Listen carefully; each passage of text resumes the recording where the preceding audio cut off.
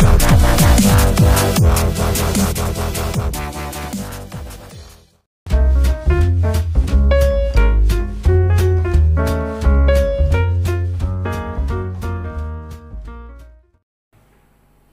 besar pertama yang masih kami ingat saat kami ber-86, ketika sebuah panggilan bergemuruh, kami lepaskan seluruh pakaian dan berlari di dalamnya. Hal itu kami lakukan setiap gemuruh itu datang. 3 Agustus 2015. Di sana, di tengah ladang di pinggir wadas itu, kami melihat sebuah cahaya. Jerujinya dibuat oleh tangan yang terampil. Di dalam cahaya itu ada sebuah biduk yang siap untuk berlayar. Di ujung cahaya itu terdapat sebuah cawan yang masih baru dan piala anggur yang belum pernah diteguk.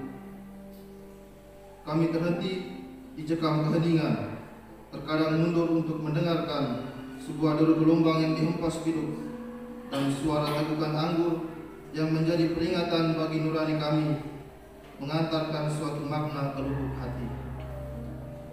Termenung dan kami sadar bahwa biduk itu siap kami naiki karena hendak mencari anggur yang paling baik untuk dihidangkan di meja perjamuan nantinya. Dahaga telah melumat meski kami berada di tengah kebun anggur yang merupakan sumber anggur.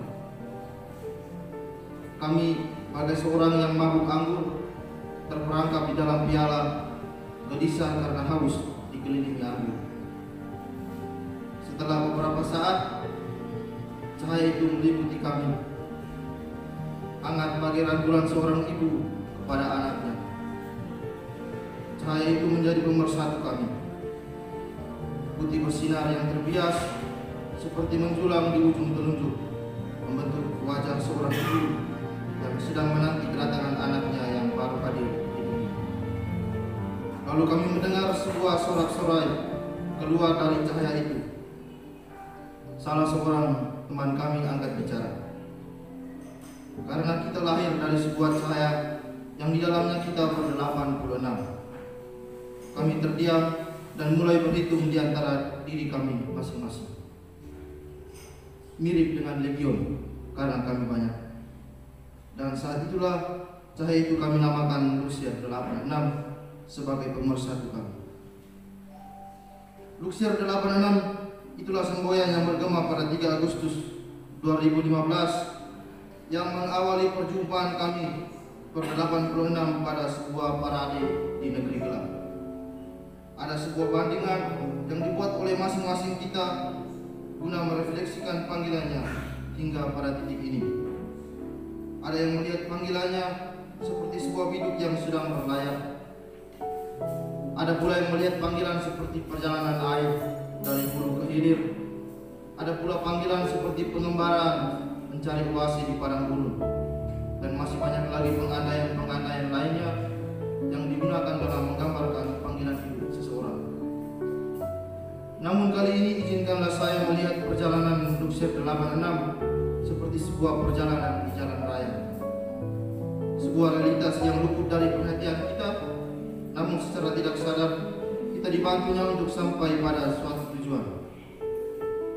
Pada tanggal 3 Agustus 2015, hari itu ketika 86 pria tampan satu persatu mulai menjaki nasibnya pada sebuah hunian sederhana yang merupakan rancangan oleh tangan-tangan yang terampil.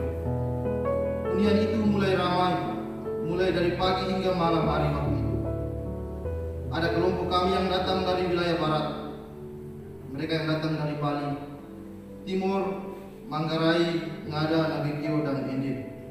Ada juga yang datang dari wilayah timur, mereka yang datang dari Larentuka, Adonara, Solor, dan Lembata. Dan ada pula yang sebagai tuan rumah, anak tanah, yaitu mereka yang dari wilayah Maumere dan sekitarnya. Kami semua melewati jalan raya yang sama. Tiba-tiba saya berpikir tentang jalan raya. Saya akhirnya mencoba merefleksikan itu dalam bingkai Lucifer 86. Pernahkah kita melewati jalan raya? Saya pikir itu pasti. Tapi pernahkah kita berhenti sejenak dan berpikir hikmah yang dapat kita raih dari jalan raya itu. Kenapa jalan raya itu panjang? Apa saja yang terjadi di jalan raya itu unik dan sebagainya. Mungkin dari kita pernah berpikir seperti itu, tapi saya pikir jangan. Karena kita lebih berfokus bagaimana mencapai tujuan lebih cepat dan aman daripada menikmati segenap hikmah di jalan raya. Benar. Saya melihat perjalanan panggilan kita ini ibarat sebuah perjalanan di jalan raya. Yang pertama, tahun orientasi rohani, jalan raya berlubang, jalan kreativitas. Bicara masalah jalan raya, masih kita bayangkan kita sedang mengendarai sepeda motor atau mobil di atasnya. Hal yang pertama kita lihat tentu jalan. Panggilan menjadi imam ibarat mengendarai sebuah kendaraan di jalan raya. Jalan raya adalah analogi sebuah perjalanan panggilan menuju imamat. Jalan raya bisa saja mulus, bisa saja berlubang dan berkilo-kilo. Ini menandakan perjalanan panggilan kita menuju imamat. Bisa saja mulus, bisa saja berlubang atau berkilo. Ketika jalanan berlubang, apakah kita akan berhenti dan berbalik arah? Biasanya kita mencari alternatif jalan yang lebih bagus, meski terkadang kita harus menempuh jalan yang lebih panjang. Namun beberapa di antara kita memutuskan berbalik arah, lalu kembali dengan motivasi tertentu. Luksier 8:6 pun mulai tak itu lagi.